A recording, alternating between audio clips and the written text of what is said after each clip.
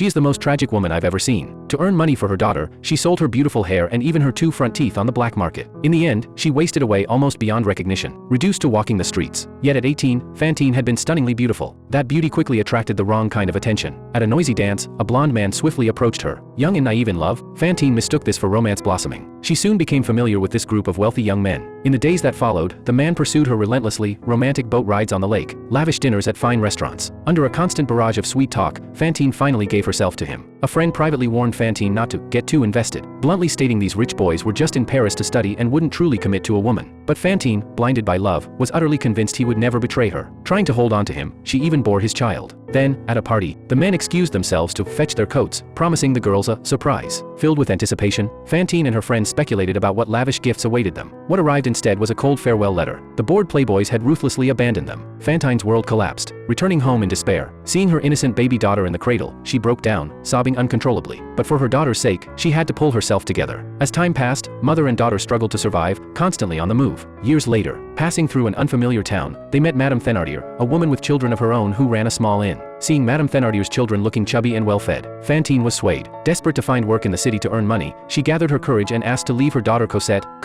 in the Thénardiers' temporary care. Madame Thénardier readily agreed, but demanded an exorbitant price, draining almost all of Fantine's meager savings. Little did Fantine know she was delivering her daughter straight into a den of wolves. With Cosette settled, Fantine went to the city. By chance, the newly renamed Jean Valjean had just become mayor. Fantine applied for work at the factory he ran. To secure this precious job, she felt forced to hide the truth, claiming she had no family. Valjean gave her a 1-month trial. Fantine worked herself ragged at the factory while anxiously sending letters through intermediaries to the Thénardiers, each word filled with longing for little Cosette. Yet life for Cosette, living under their roof, was nothing like the rosy picture painted in the Thénardiers' letters. Dressed in rags like a little beggar, she was often bullied by the other children. Her small shoulders bore the burden of heavy chores far too soon, fetching water, scrubbing floors, day after day.